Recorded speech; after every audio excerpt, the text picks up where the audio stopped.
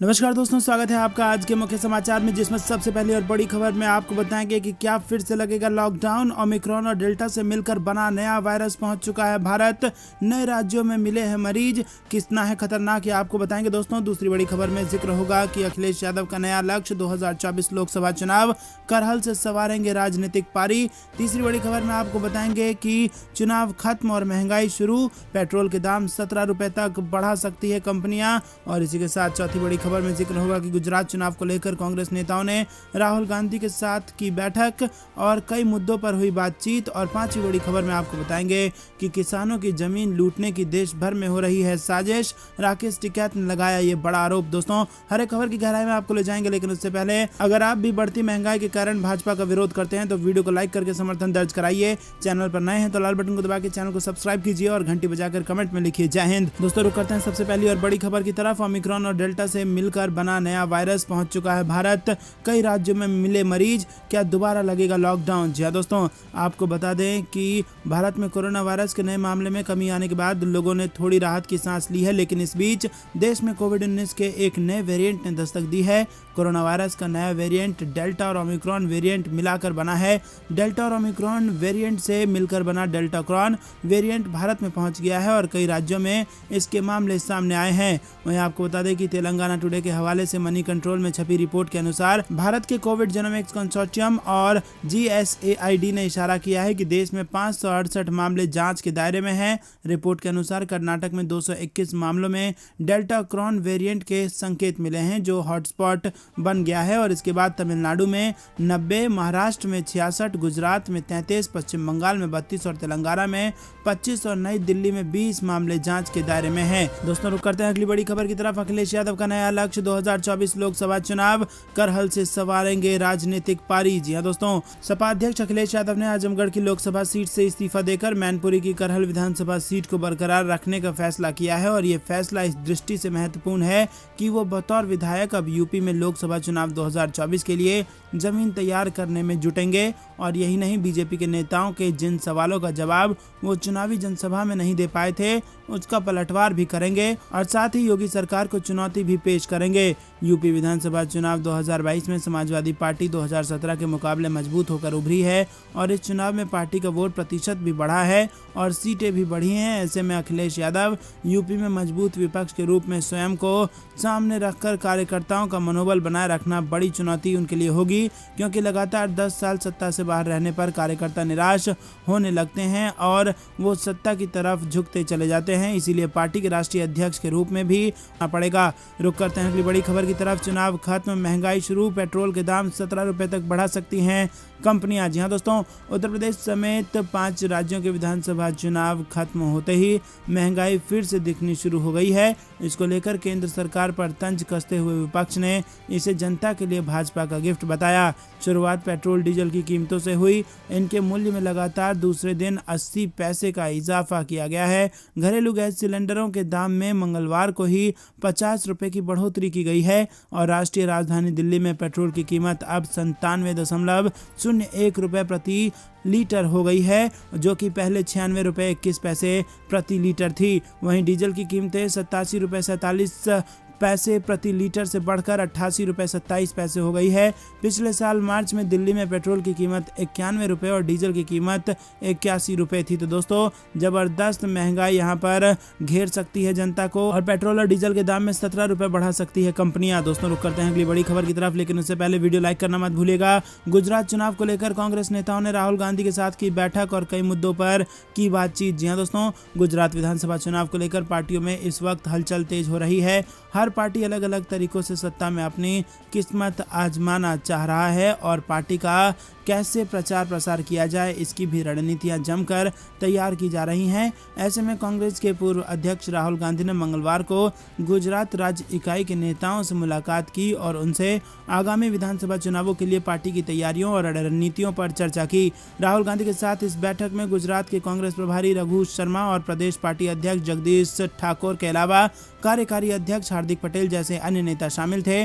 राज्य के नेताओं ने राहुल गांधी को पार्टी की चुनावी चुनौतियों से अवगत कराया और कहा कि वो उन्हें कैसे संबोधित कर रहे हैं और ये बैठक हाल के 5 राज्यों के विधानसभा चुनाव में कांग्रेस के खराब प्रदर्शन के मद्देनजर हो रही है। रुक करते हैं अगली बड़ी खबर की तरफ। किसानों की जमीन लूटने की देश भर में हो रही है साजिश, टिकैत ने कही बड़ी बात। जी हां दोस्तों, किसान नेता राकेश टिकैत ने आरोप लगाया कि किसानों की जमीन लूटने की पूरे देश में साजिश हो रही है। वहीं आपको बता दें कि कार्यक्रम के मुख्य अतिथि के रूप में उपस्थित टिकैत ने आंदोलन कर रहे लोगों का समर्थन करते हुए कहा कि देश भर में किसानों की जमीन लूटने की साजिश चल रही है। उन्होंने कहा कि इसके लिए देश भर में बड़ा आंदोलन चलाया जाएगा और इसी के साथ अपनी जमीन को बचाने के लिए जिस प्रकार यहाँ के आदिवासी समाज के लोग पिछले 28 वर्षों से संघर्ष कर रहे हैं वो काबिले तारीफ है। उन्होंने कहा कि आदिवासियों के इस संघर्ष में वो पूरी तरह सहयोग करने को तैयार है। इसी के साथ आपको बता दें दोस्तों कि टिकैत ने कहा कि वर्तमान में सरकार किसानों को मजदूर बनाने पर तुली हुई है। उन्होंने आरोप लगाया कि किसानों की जमीन लूटकर वहां बड़े बड़े उद्योग बैठाया जा रहा है और इस तरह एक तरफ उद्योग जबकि दूसरी तरफ किसानों को मजदूर बना दिया जा रहा है। उन्होंने कहा कि वर्तमान में किसानों की हालत काफी खराब हो गई है। किसानों की फसलों की कीमत देने के लिए सरकार तैयार नहीं है, परंतु किसानों की जमीन औने पौने दाम पर रात के अंधेरे में भी खरीदी बेची जा रही है। उन्होंने घोषणा की है कि इस किसान विरोधी नीति के खिलाफ देश भर के किसान एक साथ समस्त देश भर में वैचारिक आंदोलन चलाएंगे जो किसान आंदोलन से भी बड़ा होगा। और इस कार्यक्रम के विशिष्ट अतिथि विधायक विनोद सिंह ने कहा कि आदिवासियों की जमीन लूटने की सरकार की मंशा को किसी भी सूरत में सफल नहीं होने दिया जाएगा। रुक करते हैं अगली बड़ी खबर की तरफ। आजमगढ़ से अखिलेश यादव ने क्यों दिया इस्तीफा, सपा मुखिया ने बताई वजह। जी हां दोस्तों, उत्तर प्रदेश विधानसभा चुनाव में हार के बाद समाजवादी पार्टी के राष्ट्रीय अध्यक्ष अखिलेश यादव ने बड़ा फैसला लेते हुए आजमगढ़ संसदीय सीट से इस्तीफा दे दिया। अब वो करहल विधानसभा सीट से विधायक बने रहेंगे और उनका कहना है कि सपा को संघर्ष का जनादेश मिला है, सदन में रहने का मौका मिला है, सदन से सड़क तक संघर्ष होगा। अखिलेश यादव ने बुधवार को कहा कि 23 मार्च लोहिया जी को याद करते हुए इकट्ठे हुए हैं और जो सिद्धांत रास्ता लोहिया जी ने दिखाया उसी रास्ते पर पार्टी चल रही है और सरकार की गलत नीतियों की वजह से पेट्रोल डीजल लगातार महंगा हो रहा है। आप आकलन करेंगे तो देखेंगे कि तेल कंपनियों को कितना मुनाफा हो रहा है। रुक करते हैं अगली बड़ी खबर की तरफ। हिमाचल गुजरात चुनाव के लिए एक्टिव हुई कांग्रेस, बीजेपी को हटाना चुनौती तो आम आदमी पार्टी भी बनी अब राह में रोड़ा। जी हां दोस्तों, हालिया विधानसभा चुनाव में हुई करारी हार के बाद कांग्रेस ने समय रहते गुजरात और हिमाचल विधानसभा चुनाव के लिए रणनीति बनानी शुरू कर दी है। मंगलवार को राहुल गांधी ने गुजरात तो सोनिया गांधी ने हिमाचल प्रदेश के नेताओं के साथ मुलाकात की। दरअसल दोस्तों आपको बता दें कि सोनिया गांधी के सामने हिमाचल कांग्रेस के नेताओं ने आम आदमी पार्टी की चुनौती का जिक्र किया और दूसरी तरफ मिशन गुजरात के लिए कांग्रेस और प्रशांत किशोर के साथ आने की चर्चा की है। दोस्तों रुक करते हैं अगली बड़ी खबर की तरफ। बीजेपी के दबाव में एम्स ने लालू यादव को भर्ती करने से किया मना, आरजेडी एमएलए का बड़ा आरोप। जी हां दोस्तों, राष्ट्रीय जनता दल के विधायक भाई वीरेंद्र ने देश के सबसे बड़े अस्पताल एम्स पर बड़ा और सनसनीखेज आरोप लगाया है। उन्होंने कहा कि अस्पताल ने बीजेपी के दबाव में बिहार के पूर्व मुख्यमंत्री और आरजेडी अध्यक्ष लालू प्रसाद यादव को भर्ती करने से मना कर दिया। इससे पहले चारा घोटाला में सजा काट चुके लालू प्रसाद यादव को देर शाम रांची से एयर एम्बुलेंस के जरिए नई दिल्ली लाया गया था और रात में एम्स के इमरजेंसी में दाखिल कराया गया था। अब खबर आई है कि अस्पताल ने लालू यादव को वार्ड में ना भेजकर सुबह 3:30 बजे ही डिस्चार्ज कर दिया।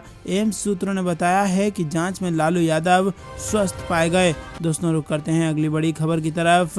बेरोजगारी पर सामने आया नया सर्वे और क्या कहते हैं आंकड़े, ये आपको बता दें दोस्तों। ये बेहद बड़ी खबर आ रही है। राष्ट्रीय सांख्यिकी कार्यालय यानी कि एनएसओ द्वारा किए गए श्रम बल सर्वेक्षण के अनुसार भारत में शहरी क्षेत्र में 15 वर्ष और उससे अधिक आयु के लोगों के लिए बेरोजगारी दर जुलाई सितंबर 2021 के दौरान घटकर 9.8% हो गई है, जो पिछले वर्ष की समान अवधि में 13.2% थी। उत्तर प्रदेश से आ रही है, जहां पर आपको बता दें कि योगी आदित्यनाथ, अखिलेश यादव और आजम खान समेत कई नेताओं ने 24 घंटे में दिए इस्तीफे। क्या है इसकी वजह, ये आपको बता दें दोस्तों। ये बेहद बड़ी खबर उत्तर प्रदेश से निकल के आ रही है, जहां पर उत्तर प्रदेश में 25 मार्च को योगी सरकार का शपथ ग्रहण होना है, लेकिन इससे पहले सोमवार से मंगलवार के बीच 24 घंटे में 3 बड़े इस्तीफे हुए हैं। ये इस्तीफा योगी आदित्यनाथ, अखिलेश यादव और आजम खान का है। योगी आदित्यनाथ ने विधान परिषद की सदस्यता से इस्तीफा दे दिया है, तो वहीं अखिलेश यादव और आजम खान ने लोकसभा की सदस्यता से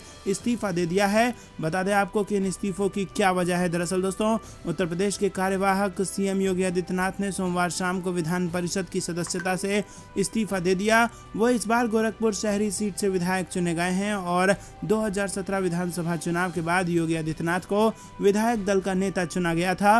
वो तब गोरखपुर से सांसद थे और ऐसे में उन्होंने सांसद पद से इस्तीफा दे दिया था और 8 सितंबर 2017 को निर्विरोध विधान परिषद के सदस्य चुने गए थे। उन्होंने एमएलसी रहते हुए सीएम पद का कार्यकाल पूरा किया। हालांकि इस बार बीजेपी ने योगी आदित्यनाथ को चुनाव लड़ाने का फैसला किया है।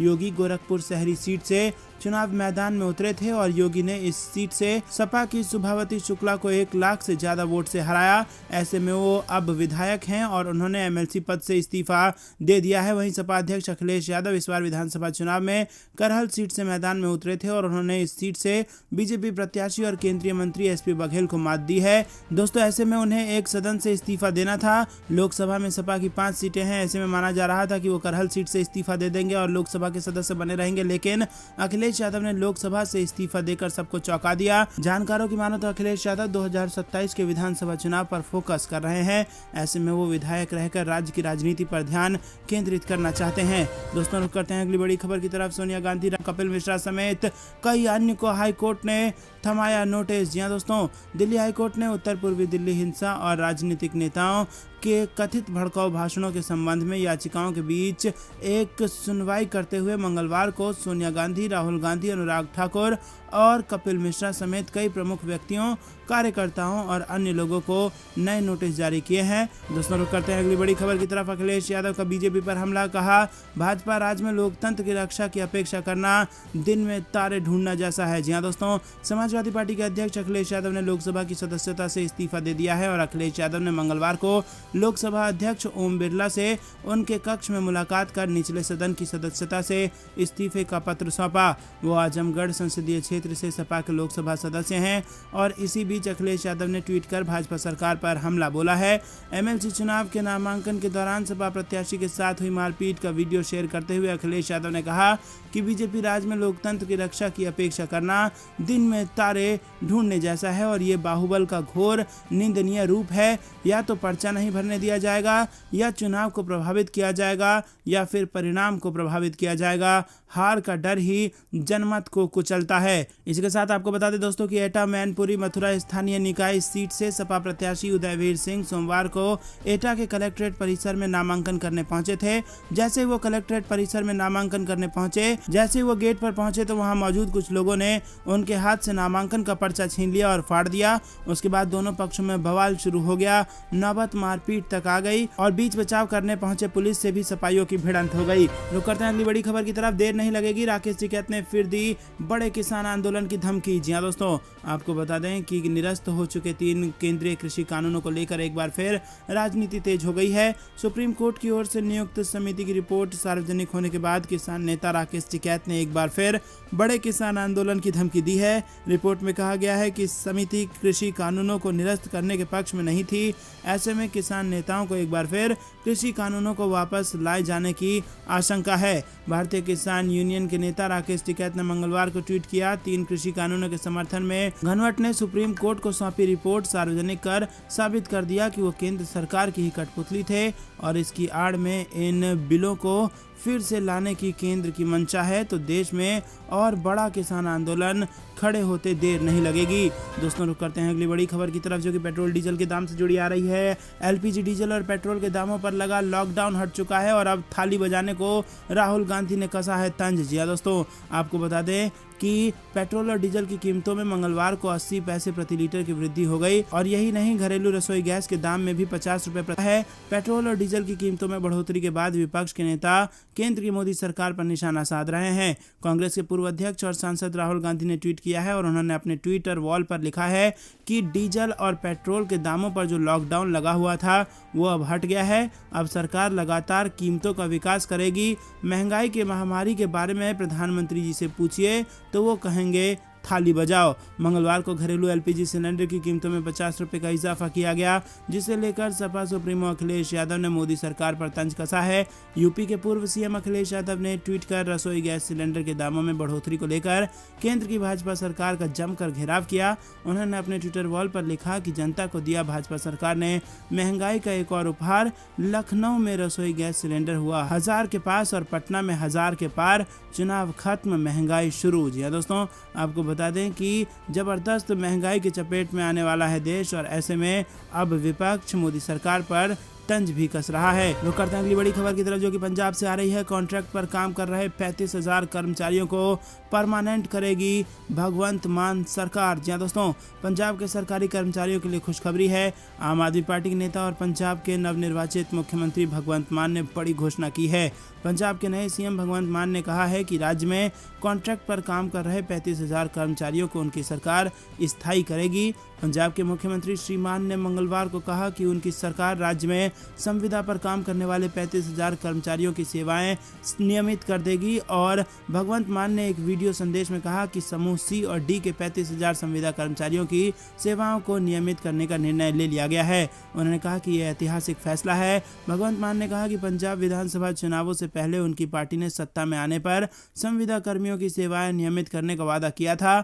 मुख्यमंत्री ने कहा कि उन्होंने विधानसभा के अगले सत्र से पहले इस संबंध में विधेयक का मसौदा तैयार करने का निर्देश मुख्य सचिव को दे दिया है, ताकि उसे विधानसभा में पारित कराया जा सके और उसे लागू किया जा सके।